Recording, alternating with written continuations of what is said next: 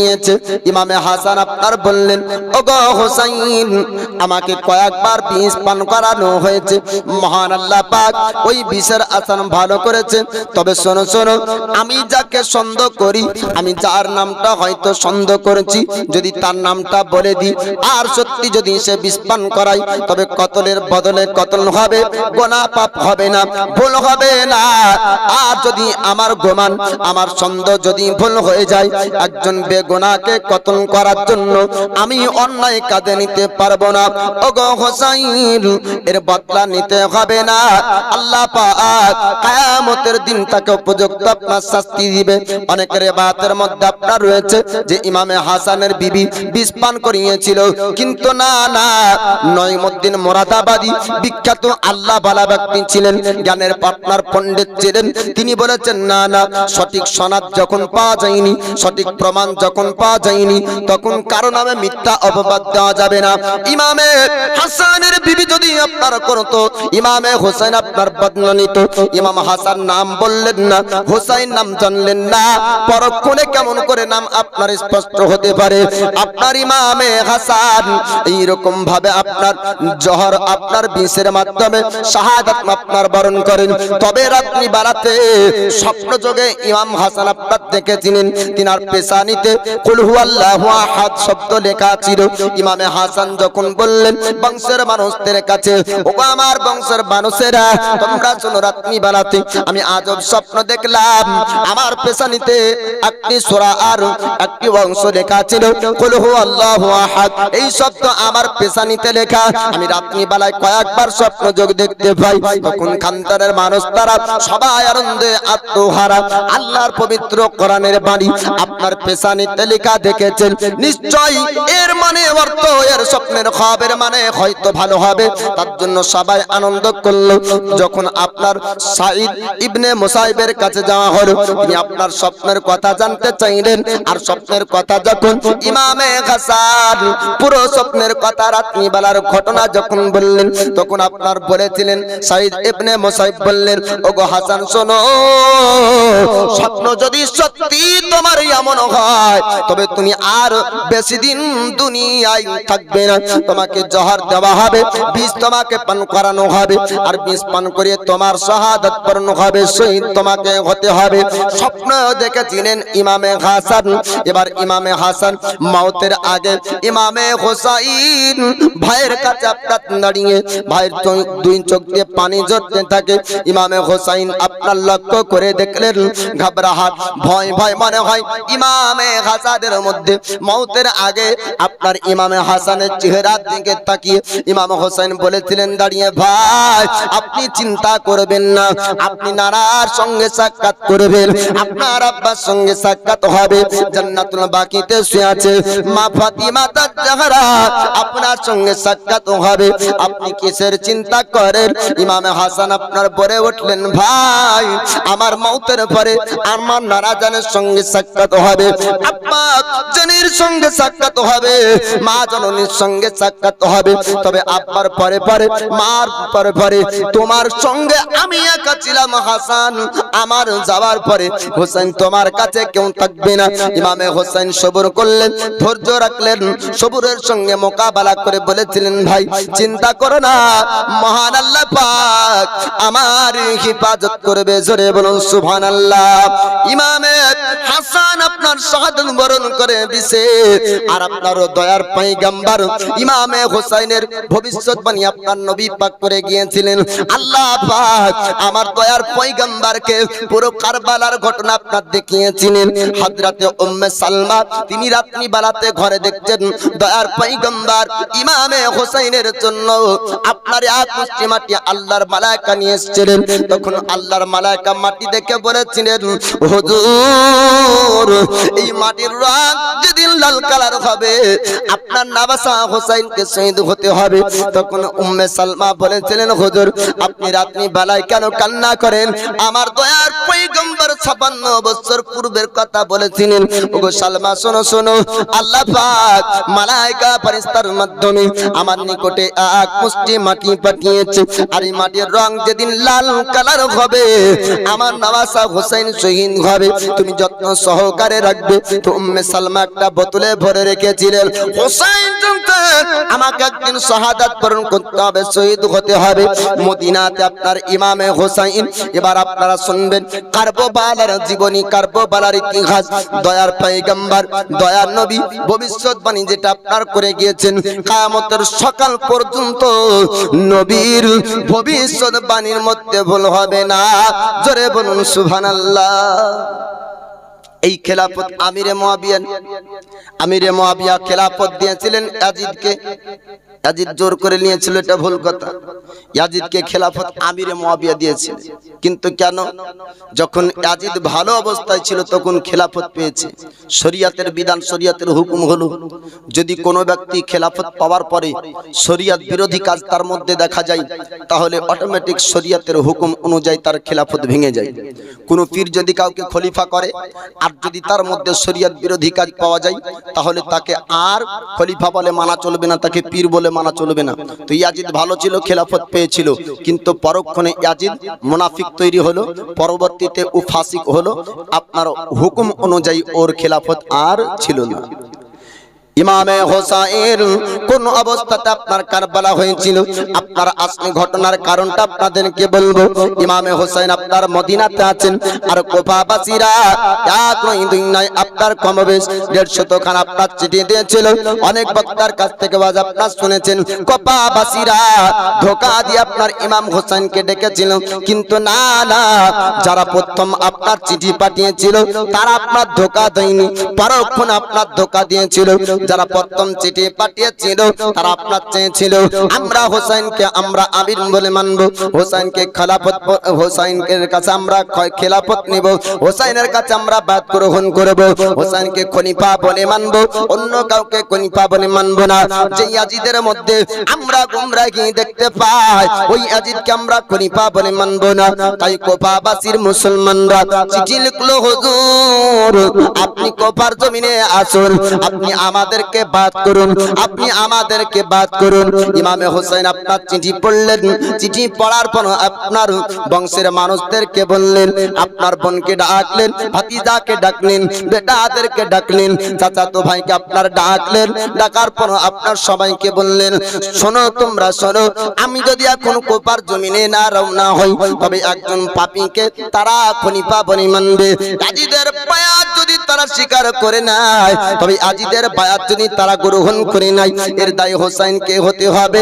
তাই ইমামে হোসাইন তিনি আপনার বললেন, না না, আমাকে মদিনা থেকে রওনা হতে হবে। কয়েকবার চিঠি পাঠানো হলো, ইমামে হোসাইন আপনার তো রাজি হলেন না।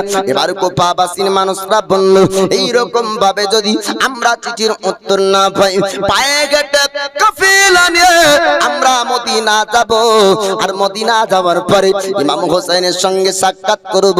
তাই কুফার কিছু মানুষ আপনার কুফার জমিন থেকে রওনা হলো মদিনাতে যাওয়ার জন্য। মদিনাতে যাওয়ার পর ইমামে হোসেনের সঙ্গে সাক্ষাৎ করে তারা কেঁদে কেঁদে বলেছিলেন, হুজুর আপনি যদি আমাদের কুফার জমিনে না যান, তবে কুফার মানুষ সবাই ইয়াজিদকে খলিফা বলে মানবে। ইয়াজিদের বায়াত যদি স্বীকার করে নাই, ওই ইয়াজিদ গোমরাহীন যদি বায়াত স্বীকার করে নাই, মানুষ হকের উপর থাকতে পারবে না, মানুষ অন্যায়ের সঙ্গে জড়িত হয়ে যাবে। হুজুর আপনাকে মদিনা থেকে রওনা হতে হবে। নবীর নওয়াসা ইমামে হোসেন বললেন, তোমরা চিন্তা করো না, আমি যথা সময়ের মধ্যে কুফার জমিনে যাব। এবার কুফায় যাওয়ার জন্য ইমাম হোসেন যখন প্রস্তুতি হয়ে গেলেন, এবার কুফার জমিন আপনার যাবেন, তখন আপনার মুসলিম দাঁড়িয়ে গেলেন। দাঁড়িয়ে যাওয়ার পর বললেন, ভাই আপনি যাবেন না, ওই কুফার মানুষের কথা বিশ্বাস করবেন না, কেননা কুফাবাসীরা আপনার আব্বাকে ধোঁকা দিয়ে মসজিদে আপনার আব্বাকে মেরেছিল। ওই কুফার মানুষ কখন পরিবর্তন হয়ে যায়, কুফার মানুষকে আপনি বিশ্বাস করবেন না। কুফার মানুষের মধ্যে মুনাফিকি আছে, কুফার মানুষের মধ্যে 2 নম্বর করে আছে। কোফার মানুষ মিথ্যা কথা বলে, কোফার মানুষ আপনার গাদ্দারি করবে, কোফার মানুষ ধোঁকা দিবে, কোফার মানুষ মিথ্যা কথা বলবে। আপনি কোফাকে বিশ্বাস করবেন না।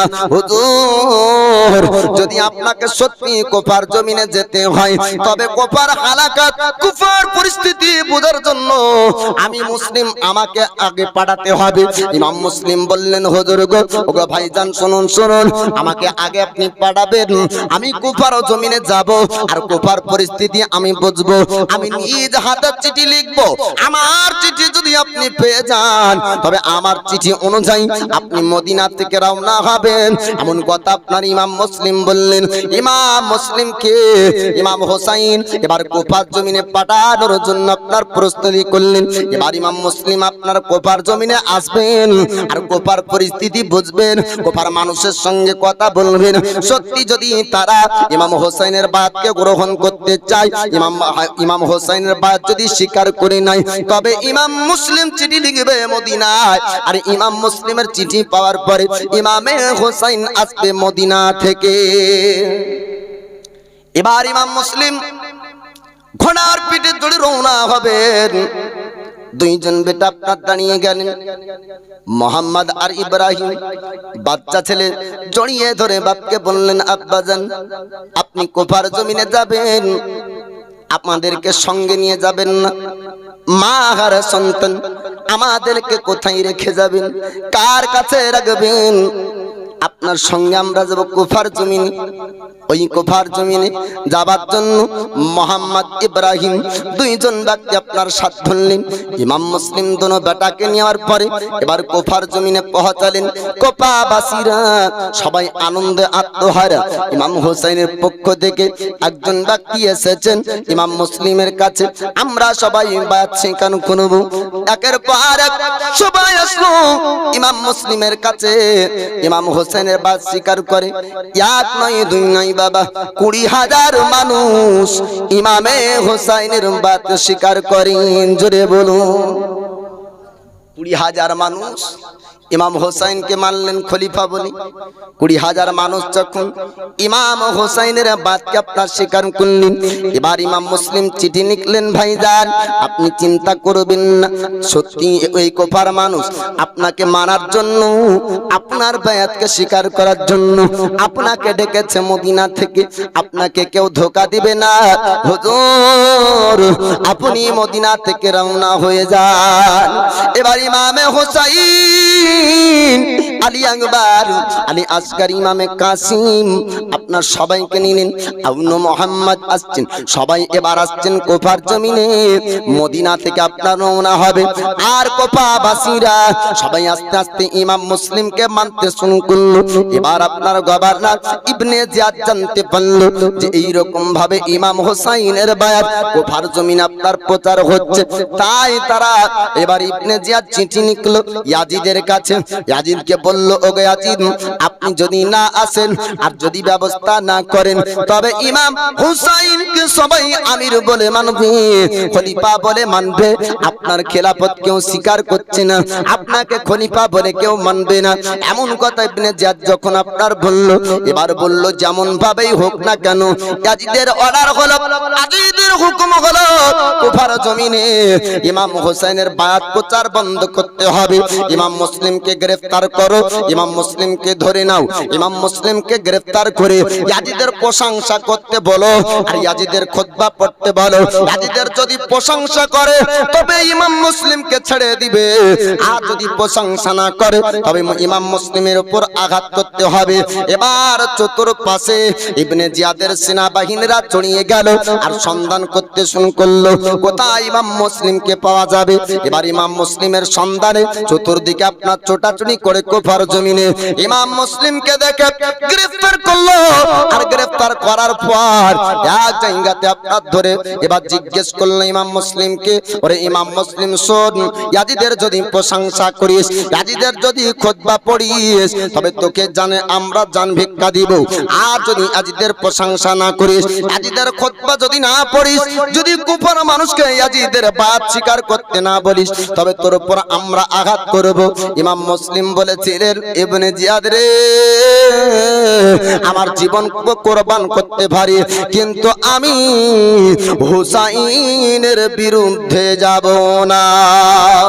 মুসলিমকে তারা গ্রেফতার করার পরে বলল, ওগো ইমামে মুসলিম, যদি আপনি ইমাম হুসাইনের প্রশংসা বন্ধ না করেন, বায়াত প্রচার যদি বন্ধ না করেন, আর ইয়াজিদের বায়াত যদি স্বীকার না করেন, ইয়াজিদের প্রশংসা যদি না করেন, তবে আপনাকে গ্রেফতার করে আপনাকে হত্যা করা হবে। ইমাম মুসলিম ইমামে হুসাইনকে বলেছিলেন, ভাইজান আমি যতক্ষণ পর্যন্ত চিঠি না পাঠাবো আপনি রওনা হবেন না। প্রথম চিঠি দিয়েছিলেন ভাই 20,000 ব্যক্তি বায়াত গ্রহণ করেছে, আপনি চিন্তা করবেন না, আপনি টেনশন করবেন না, মদিনা থেকে রওনা হয়ে আসুন। যদি আপনি মদিনা থেকে আসেন তবে 20,000 কেন, আরো মানুষ আপনার বায়াতকে স্বীকার করবে, পুরো কোপাবাসীরা আপনাকে মানবে। এইরকম চিঠি যখন আপনার মদিনাতে পৌঁছালো, ইমামে হোসেন এবার মদিনা থেকে আসার জন্য রওনা আপনার হচ্ছেন, আর ইমাম মুসলিম এই দিকে গ্রেফতার। ইমাম মুসলিমের চিন্তা হয়ে গেল, যদি আমার ভাই হোসেন চলে আসে এই মুহূর্তে আপনার ইবনে জিয়াদ ধরবে, ইবনে জিয়াদ ধরার পরে আমার ভাই হোসেনকে কষ্ট দিবে, তার জন্য কারাগার জেলখানায় বন্দি থেকে আরেকখানা আপনার চিঠি নিকলো, এই চিঠি মদিনাতে পাঠাতে হবে যেন ইমামে হোসেন আর কুফার জমিনে না আসে। ইমামে হোসেনকে চিঠি লিখলো যে ভাইজান আপনি খবরদার মদিনা থেকে রওনা হবেন না।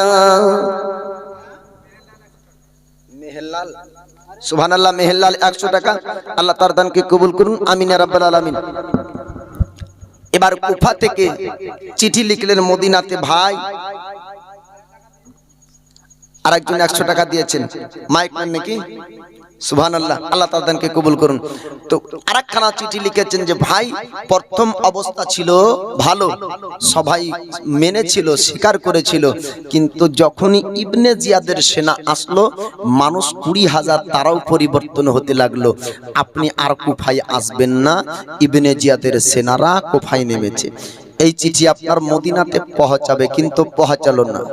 রাস্তাতে আপনার ইবনে জিয়াদের সেনা বাহিনীরা তারা জানতে পারলো ইমামে মুসলিম একটা চিঠি পাঠিয়েছে, আর এই চিঠি যদি মদিনাতে চলে যায় ইমামে হোসেন আর আপনার কুফার জমিনে আসবে না। এর জন্য আপনার চিঠিটা আর পৌঁছানো গেল না। ইবনে জিয়াদের সেনা বাহিনীরা এই চিঠিটা আপনার দেখতে পেল, দেখতে পাওয়ার পরে আর কুফার জমিন থেকে মদিনায় চিঠি আর পাঠাতে দিল না। ইবনে জিয়াদের সেনা বাহিনীরা তারা খবর দিয়ে দিল ইবনে জিয়াদকে। ইমাম মুসলিম লুকিয়ে লুকিয়ে চিঠি লিখে মদিনার দিকে ইমাম হোসেন কাছে বারণ করে, বলে তাই নাকি, এই ইমাম মুসলিমকে রাখা যাবে না। আর আপনার ইমাম মুসলিমকে শহীদ করলো। এবার 2 বাচ্চাকে যারা ধরতে পারবে তাদেরকে এনাম পুরস্কার দেওয়ার এলান তারা করলো। এবার কোপার মানুষ সোনা দানা চাঁদির লোভে এবার 2 আপনার মাসুম বাচ্চাকে ধরবে, নবী বংশের ব্যক্তিকে ধরবে, জান্নাতি ফুলকে আপনার ধরবে, নুরানি চেহারার অধিকারী ওই 2 বাচ্চাকে ধরার জন্য ঘোড়ার পিঠে আপনার চোটাচুনি করে। আর কাজী সাহেব বলল বাচ্চাদেরকে, ওগো তোমরা শোনো শোনো, মদিনাতে তোমাদেরকে পাঠাবো। ইমাম মুসলিমের 2 বাচ্চা মোহাম্মদ আর ইব্রাহিম কান্না করে করে বলেছিলেন, চাচা আমার আব্বা ইমাম মুসলিম কোথায়? বলে আমার আব্বা ইমাম মুসলিমকে কোথায় পাওয়া যাবে? তখন কাজী সাহেব বললেন, বেটারা তোমরা শোনো শোনো, তোমার আব্বাকে পৃথিবীর জমিনে কোনোদিন পাবা না। তোমার আব্বাকে তারা শহীদ করেছে, তোমার আব্বাকে কতল করে দিয়েছে। ইমাম মুসলিমের 2 সন্তান কেঁদে কেঁদে বলেছিলেন, চাচা গো আমার আব্বা ইন্তেকাল করলেন, আমরা আম্মা হারা বাচ্চা, আমরা মা হারা সন্তান, আমাদেরকে দেখভাল কে বা করবে? তখন বললেন, বাবা শোনো, মদিনাতে যদি তোমরা চলে যাও মদিনাতে তোমাদের দেখভাল হবে, আর কুফার জমিনে যদি তোমরা থাকো তোমাদেরকেও কতল করবে। রাত্রিবেলায় কাফেলার সঙ্গে রাত্রিবেলায় পায়ে হেঁটে মদিনায় মানুষ যাবে, তাদের সঙ্গে আপনার পাঠিয়ে দেওয়ার জন্য। কাজী সাহেব এবার আপনার রাস্তায় গেলেন, যাওয়ার পরে মদিনার রাস্তায় দেখিয়ে দেয়, বাবারা এই রাস্তা ধরে তোমরা সারা রাত্রি চলবে, তোমরা সোনার মদিনা পেয়ে যাবে, তোমার নানার জায়গা পেয়ে যাবে, নবীর রওজা তোমরা পেয়ে যাবে। মদিনায় যদি তোমরা পৌঁছে যাও তাহলে আর তোমাদেরকে কেউ ক্ষতি করতে পারবে না। এবার সারা রাত তারা চলতে চলতে গুটি গুটি পায়ে দুই বাচ্চা সারা রাত ধরে আপনার চললেন, কিন্তু কুফার জমিন পার হতে পারলেন না। সারা রাত চলার পরে সকালবেলায় একজন ব্যক্তিকে জিজ্ঞেস করেন, এই জায়গাটার নাম কি একটু বলুন। তারা সেই ব্যক্তি বলল, এটার নাম হলো কুফার জমি। এবার দুই ভাই বলল, ভাই যদি রাত্রিবেলায় সারা রাত রাত্রিবেলায় চলে কুফার জমিন পার করতে পারলাম, দিনের আলোতে কোনো ব্যক্তি যদি আমাদেরকে দেখে নাই আর যদি চিনে নাই, আমাদেরকে কেউ রাখবে না, আমাদেরকে ধরবে, ইবনে জিয়াদের কাছে নিয়ে যাবে। তাই পাহাড়ের গর্তের মধ্যে তারা ঢুকে গেল নিজের জান জীবনকে বাঁচানোর জন্য। এবার পাহাড়ের গর্তের মধ্যে ঢুকলো, রোদের তাপ আস্তে আস্তে পাহাড়ের উপরে যখন আপনার পড়ে, এক ভাই ছোট ভাই বড় ভাইয়ের কাছে জিহ্বা দেখিয়ে বলে, ভাই পিপাসা আর সহ্য হয় না, একটু পানি পিপাসা নিবারণ করার জন্য পানির একটু প্রয়োজন আছে, পানি পান করতে হবে। তখন বড় ভাই ছোট ভাইকে সান্ত্বনা দেয়, ভাই একটু তুমি অপেক্ষা করো, যদি সন্ধ্যা লেগে যায় সন্ধ্যার সময় আমরা রওনা হব, তোমাকে পানি পান করাবো। তখন ওই সময় ছোট ভাই আর সহ্য করতে পারে না, পানির জন্য পিপাসায় যখন ছটফট করে, তখন বড় ভাই পানি আনার জন্য পাহাড়ের গর্ত থেকে যেমন বের হলো, আর সঙ্গে সঙ্গে একজন পাপী আপনার দেখার পর চিনতে পারলো, এমন সুন্দর চেহারা, এমন সুন্দর বালক, এমন সুন্দর চেহারার অধিকারী মানুষ কুফার জমিনে সাধারণ কোনো মানুষ হবে না। কেন না নবীর বংশের মানুষের চেহারার মধ্যে আপনার নুরানি চেহারা থাকবে। আলা হযরত বলেছেন, তেরি নসলে পাক মে হে বাচ্চা বাচ্চা নূর কা, তো হে আইনে নূর তেরা সব ঘরানা নূর কা। আপনার আলা হযরত বলেছেন, হুজুর আপনি নূরের, আপনি নূরের, আর আপনার বংশ কিয়ামত পর্যন্ত তারা নূরের হবে। জোরে বলুন সুবহানাল্লাহ। নবীর বংশের মানুষের মধ্যে আপনার নুরানি চেহারা থাকবে, নবীর বংশের মানুষের মধ্যে আর সাধারণ মানুষের মধ্যে আপনার কিয়ামত পর্যন্ত পার্থক্য থাকবে। এর জন্য এইরকম সুন্দর বাচ্চা কুফার জমিনে কারো ঘর আপনার হতে পারে না। ওই ব্যক্তি ধরার পরে চিৎকার করে আবার যখন কান্না করলো, ছোট ভাই আপনার বড় ভাইয়ের কাছে বের হয়ে আসে, দুই ভাইকে ধরে ইবনে জিয়াদ গভর্নরের কাছে নিয়ে গেল। ইবনে জিয়াদ লিডারের কাছে নিয়ে যাওয়া হলো। ইবনে জিয়াদের কাছে নিয়ে যাওয়ার পর বলল, এই দুই বাচ্চাকে আমি ধরতে পেরেছি, এরকম পুরস্কার আমাকে দিতে হবে। ইবনে জিয়াদ এবার কারাগার জেলখানায় দুই বাচ্চাকে বন্দী করলো। জেলখানায় বন্দী করার পরে এবার জেলখানার দারোয়ানকে বলল, শোন, সারা রাত ধরে এই বাচ্চা দুটোকে পাহারা দিবি, সারা রাতের মধ্যে যেন বাচ্চা বের হয়ে পালিয়ে যেতে না পারে, সারা রাত পর্যন্ত পাহারা দিতে হবে। জেলখানার দারোয়ান, জেলখানার পাহারাদার চিন্তায় পড়ে গেল, এটা হলো রাসূলুল্লাহর বংশের বাচ্চা, রাসূলুল্লাহর বংশের ছেলে, আজ যদি সারা রাত তাদেরকে পাহারা দিই, সকালবেলায় ইবনে জিয়াদ কতল করবে, আর সকালবেলায় ইবনে জিয়াদ যদি কতল করে দেয়, কাল কিয়ামতের দিন আমি রাসূলুল্লাহর কাছে, নবীর কাছে কি মুখ নিয়ে দাঁড়াবো। তাই জেলখানার পাহারাদার চিন্তা করে করে বলল যে না না, আজ যদি রাত্রিবেলায় তাদেরকে ছেড়ে দিই, যদিও বা ইবনে জিয়াদ আমাকে আঘাত করবে, চাকরি থেকে আমাকে বাদ দিয়ে দিবে, চাকরি আমার রাখবে না, আমাকে হয়তো আঘাত করবে, কিন্তু দয়ার পয়গম্বরের সুপারিশ কাল কিয়ামতের দিন পাবো। জোরে বলুন সুবহানাল্লাহ। জেলখানার পাহারাদার, জেলখানার দারোয়ান চিন্তা করলো, দুনিয়ার কষ্ট হয়তো সহ্য করে নিব, কিন্তু এই বাচ্চাকে যদি সকালবেলায় কতল করে আর এই বাচ্চাকে যদি সারা রাত পাহারা দিয়ে থাকি, তাহলে আগামী কিয়ামতের দিন হাসরের ময়দানে দয়ার নবীর সামনে দাঁড়াতে পারবো না। তাই জেলখানার দারোয়ান পাহারাদার জেলের তালা খুলে বাচ্চা দুটোকে বের করে দিল আর বলেছিল, এই রাস্তা দিয়ে সোজা ছুটতে থাকো, এটি হলো মদিনার রাস্তা, গিয়ে তোমরা সোনার মদিনা পেয়ে যাবে। জেলখানার পাহারাদার যখন বাচ্চা দুটোকে বের করে দিলেন, তারা চলতে থাকলেন রাত্রিবেলায়।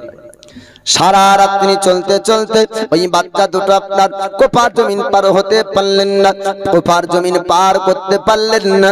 সারা রাত ছুটে ছুটে আবার যখন আপনার সকাল হয়, বাচ্চা দুটো চিন্তায় পড়ে গেল, খাওয়া নাই, পান করা নাই, শরীরগুলো আপনার শুকিয়ে যায়। জিহ্বা আপনার বারবার বারবার করে জিহ্বা ছোট ভাই বড় ভাইকে আপনার দেখায়, এক ভাই অপর ভাইকে জড়িয়ে ধরে কান্না করে, ভাই আর মনে হয় জীবন বাঁচানো যাবে না, আমার আব্বা শহীদ হলেন, আমাদেরকেও শহীদ করবে, কারাগার জেলখানা থেকে আমরা ছুটকারা পেয়েছি, এর জন্য আপনার দুই বাচ্চা এক অপরকে আপনার জড়িয়ে ধরে কান্না করে। ইনার উপরে আপনার পাহাড়ের উঁচুতে দাঁড়িয়ে গেলেন, ভয়ে থরথর থরথর করে কাঁপে। হারিস পাপির বিবি মহান আল্লাহ পাকের প্যারি বন্দি আপনার আসন উপরে পানি আপনার উঠাতে যাবে, দুই সুন্দর নুরানি চেহারা দেখতে পায়। জোরে বলুন সুবহানাল্লাহ। আপনাদের নাম হবে লাশ। অবাক হচ্ছেন নাকি? এর সন্দেহ আছে কিছু? হবে না, হবে না। ইয়াকে দিন আমার নাম হবে লাশ।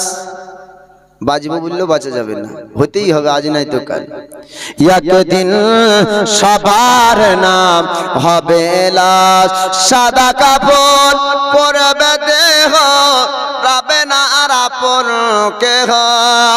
সাদা কাপড় পরবে দেহ, রবে না আর আপন কেহ। বন্ধ হবে রে নিঃশ্বাস, একদিন আমাদের নাম হবে লাশ, একদিন আপনার নাম হবে লাশ, একদিন সবার নাম হবে লাশ। মসজিদে ইলান হবে, এক এক জানবে সবে, সকলে আসবে আমার বাড়ি। শেষ দেখা দেখবে সজন, দেখে আমার ভেজবে নয়ন, শেষ হবে মিছে জমিদারি। মসজিদে এলান হবে, এক এক জানবে সবে, সকলে আসবে আমার বাড়ি। শেষ দেখা দেখবে সজন, দেখে আমার ভিজবে নয়ন, শেষ হবে মিছে জমি দাড়ি। বারো পাতা গরম পানি আনবে কেউ আতর দানি, বারো পাতা গরম পানি আনবে কেউ আতর দানি, কেউ গিয়ে কাটবে ঝাড়ের বাস। একদিন আমার নাম হবে লাশ, একদিন আপনার নাম হবে লাশ, একদিন সবার নাম হবে লাশ। সাদা কাপড় পরবে দেহ, রবে না আপন কেহ। সাদা কাপড় পরবে দেহ, রবে না আপন কেহ। বন্ধ হবে রে নিঃশ্বাস, একদিন আমার নাম হবে লাশ, একদিন আপনাদের নাম হবে লাশ। গোসল করিয়ে আমায় খাটিয়াতে রাখবে সবাই, পরিয়ে দিবে সাদা কাফন। জানাজাটা পড়া হলে পালকিটা কাঁধে তোলে, কোথাও আমায় করবে দাফন। গোসল করিয়ে আমায়, গোসল করিয়ে আমায় খাটিয়াতে রাখবে সবাই, পরিয়া দিবে সাদা কাপড়। জানাজাটা পড়া হলে পালকিটা কাঁধে তোলে, কথা আমায় করবে দাফন। অন্ধকার একলা ঘরে দেহ আমার থাকবে পড়ে, অন্ধকার একলা ঘরে দেহ আমার থাকবে পড়ে, মাটি ঘেরা থাকবে চারিপাশ। একদিন আমার নাম হবে লাশ, একদিন আপনাদের নাম হবে লাশ, একদিন সবার নাম হবে লাশ। সাদা কাপড় পরবে দেহ রবে না আপন কেহ, সাদা কাপড় পরবে দেহ রবে না আর আপন কেহ, বন্ধ হবে রে নিঃশ্বাস। একদিন আমার নাম হবে লাশ, একদিন আপনাদের নাম হবে লাশ, একদিন সবার নাম হবে লাশ। মহান আল্লাহ পাক আল্লাহ তাআলা ওই বান্দির মধ্যে আল্লাহ পাক এমন আপনার নেক নিয়াত দান করলেন। ওনার নেক নিয়াত হলো এই বাচ্চাকে এমন অবস্থায় রেখে যাব না। তাই হারিস পাপির বিবি বলল, ও বাচ্চা তোমরা শুনো শুনো, তোমরা ভয় করবে না, তোমরা চিন্তা করবে না, একটু তোমাদের নাম ও পরিচয় আমার কাছে একটু তোমরা জানিয়ে দাও। এবার নবীর খানদানের ব্যক্তি মিথ্যা কথা আপনার বলবে না, সত্য কথা নবীর খানদানের ব্যক্তি তারা বলবেন। দুই বাচ্চা আপনার বললেন, শুনুন শুনুন, আমরা গোলাম ইমাম মুসলিমের দুই সন্তান, মদিনা থেকে আমরা এসেছিলাম। ইমামে হোসেনের বাত প্রচার করেছেন আব্বা, আমার আব্বাকে এই গোপার জমিনে ইবনে জিয়াদ গভর্নর, ইবনে জিয়াদের সেনাবাহিনীরা আমার আব্বাকে তারা শহীদ করেছে, আমার আব্বাকে কতল করেছে। আর তারা আমাকে মারার জন্য, আমাকে ধরার জন্য এনাম পুরস্কার তারা আপনার এলান করেছে। যদি তারা একবার আমাকে দেখে নাই, আমাদেরকে ধরে নাই, তবে তারা আমাদেরকে আর চিন্তা রাখবে না। আমাদেরকে ধরার পরে জেলখানায় কারাগারে বন্দী করেছিল। ওই জেলখানা কারাগার থেকে আমরা রাত্রি বেলায় এসেছি, পারো আপনার জেলখানার দারোয়ান, জেলখানার পাহারাদার আমাদেরকে ছেড়ে দিয়েছে। আমরা সারা রাত চলতে চলতে এই জায়গা পর্যন্ত পৌঁছেছি। আরিস পাপির বিবি আপনার বললেন, ওগো বাচ্চা তোমরা চিন্তা করো না, আমার জীবনের পরিবর্তে হলেও আমি তোমাদেরকে হেফাজত করবো। জোরে বলুন সুবহানাল্লাহ। হারিস পাপির বিবি ওই দুই বাচ্চাকে সুন্দর করে আপনারা গোসল দিলেন। এবার গোসল দেওয়ার পরে দুই বাচ্চাকে বাড়ি নিয়ে গেলেন। এবার বাড়ি নিয়ে যাওয়ার পরে সুন্দর করে খাবার খাওয়ালেন। রাত্রিবেলা একটা জায়গা দিলেন, রাত্রিবেলায় আরাম করতে দিলেন। হারিস পাপি এবার বাড়িতে আপনার আসার পরে বিবিকে আপনার হুঙ্কার দিয়ে ডাক দেয়, চিৎকার করে ডাক দেয়, গম্ভীর আওয়াজ আপনার ডাক দেয়।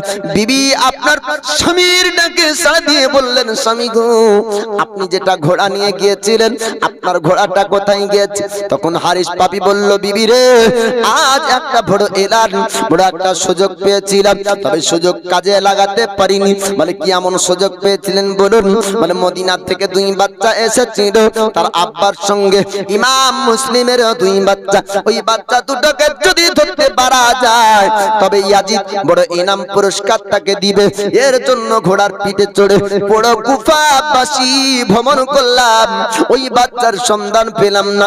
আর ওই বাচ্চাকে ধরার জন্য, ওই বাচ্চাকে ধরার জন্য, ওই বাচ্চার সন্ধান পাওয়ার জন্য বড় কুফার জমির চক্কর লাগাতে গিয়ে ঘোড়া মারা গেল, ঘোড়াটা ইন্তেকাল করলো, ঘোড়া আমার কাছে নাই। তখন হারিস পাপির বিবি বলল, স্বামী গো এমন অন্যায় কাজ করবেন না।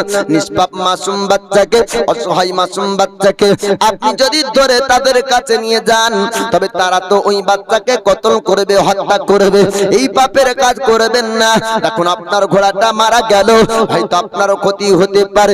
হারিস পাপি আপনার চিৎকার করে বলল, বিবি রে খবরদার খবরদার, আমার কাজে তুই বাধা দিবি না, আমার কাছে বাধা করবি না, আমি ওই বাচ্চাদেরকে ধরবো আর এই এনাম পুরস্কার আমি পাবো।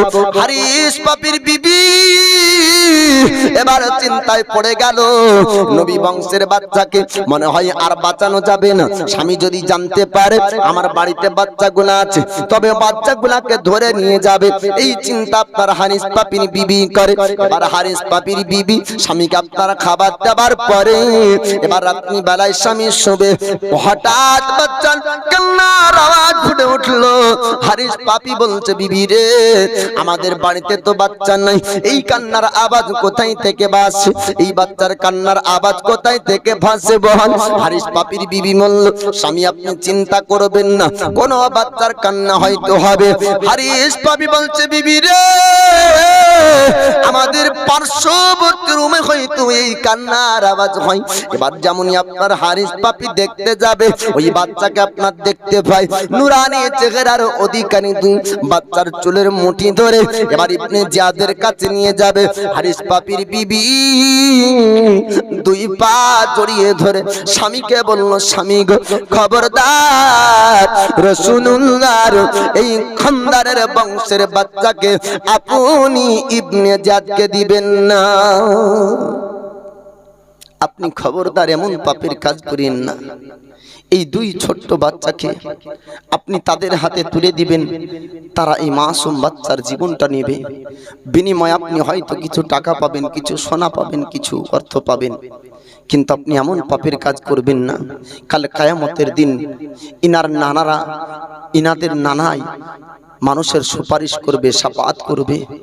আল্লাহর রসুল কিয়ামতের দিন সকলের জন্য সুপারিশকারী হয়ে দাঁড়াবেন। ওই নবীর কাছে আপনি কি মুখ নিয়ে দাঁড়াবেন যদি নবীর খানদানের বাচ্চাকে আপনি কতল করে দেন? বারবার করে বিবির কান্না শোনার পরও হারিস পাপি শুনল না, বিবিকে আঘাত করে মেরে ওই জায়গাতে ফেলে দিয়ে ছুটতে শুরু করলো বাচ্চাকে নিয়ে।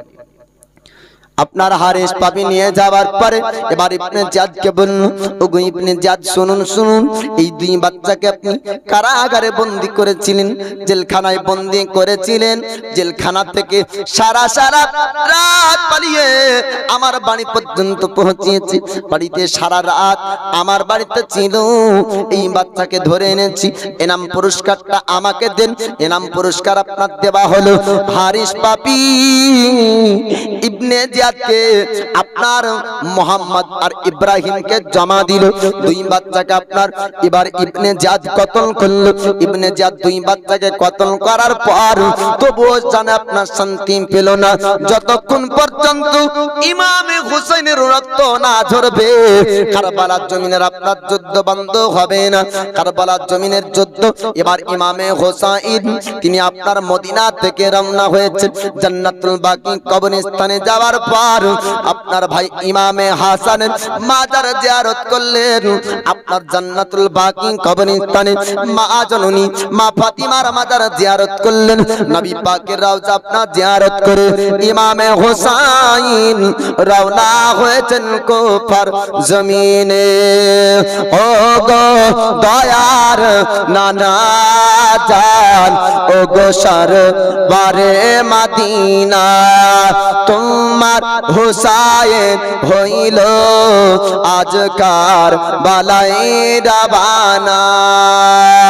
আখরি সালাম লৌহে নানা, ছেড়ে যায় সোনার মদিনা, শেষ বারের মতো নাও দেখে আর যে দেখা হবে না। ও গো দয়ার নানা জান, ও গো সরওয়ারে মদিনা, তোমার হুসাইন হইল আজকার বালায় রওয়ানা। ভাইজান ইমামে হাসান ছিল আমার জানের জান, ভাইজান ইমামে হাসান ছিল আমার জান। জানের জান সে তো চলে গিয়েছে আর একা ভালো লাগে না ও গো দয়ার নানা জান ও গো সরওয়ারে মদিনা তোমার হুসাইন হইল আজ কারবালাই রওয়ানা আখেরি সালাম লৌহে নালা ছেড়ে যাই সোনার মদিনা আখেরি সালাম লৌহে নালা ছেড়ে যাই সোনার মদিনা শেষবার মতো নাও দেখে আর যে দেখা হবে না ও গো দয়ার নানা জান ও গো সরওয়ারে মদিনা দ্বীন ইসলামের খাতিরে বাতিল মিটাবার তরে দ্বীন ইসলামের খাতিরে বাতিল মিটাবার তরে আল্লাহ রাগে কাটাব আমারে গলা কানা ও গো দয়ার নানা জান ও গো সরওয়ারে মদিনা তোমার হুসাইন হইল আজ কারবালাই রওয়ানা ও গো দয়ার নানা জান ও গো সরওয়ারে মদিনা গজল বুঝে আসে না কিন্তু হিন্দি সিনেমা বুঝে আসে বুঝতে পারলেন আর এখন চাচারাই বেশি সিনেমা দেখছে তো মেরা হর গম মিটানে কো মেরা আল্লাহ হি কাফি হে মানে আমার প্রত্যেকটি দুঃখ কষ্ট মিটানোর জন্য আমার আল্লাহ যথেষ্ট জোরে বলুন সুবহানাল্লাহ মেরা হর গম মিটানে কো মেরা আল্লাহ হি কাফি হে মেরি बिगड़ी बनाने को मेरा अल्लाह ही काफी है लहो में रे जिगर का है उसी के फضल से जारी उसी की मेहरबानी से है सांसों की रवादारी मेरा जीवन सजाने को मेरा अल्लाह ही काफी है मेरा हर गम मिटाने को मेरा अल्लाह ही काफी है मेरी बिगड़ी बनाने को मेरा अल्लाह ही काफी है वही दरिया में मूसा के लिए रास्ता बनाता है वही यूनुस को मछली के शिकम में भी बचाता है वही दरिया में मूसा के लिए रास्ता बनाता है वही यूनुस को मछली के शिकम में भी बताता है हर की मंजर दिखाने को मेरा अल्लाह ही काफी है मेरा हर गम मिटाने को मेरा अल्लाह ही काफी है मेरी बिगड़ी बनाने को मेरा अल्लाह ही काफी है वही सब जा उगाता है वही गुलशन सजाता है वही सब जा उगाता है वही गुलशन सजाता है अनाजो का शजर उसके करमों से लगे लहाता है मुझे खाना खिलाने को अल्लाह ही काफी है मेरा हर गम मिटाने को मेरा अल्लाह ही काफी है मेरी बिगड़ी बनाने को मेरा अल्लाह ही काफी है। সুবহান আল্লাহ পাক ইমামে হুসাইনের মধ্যে আল্লাহ পাক আপনার সবর দান করেছেন নবীর নাবাসা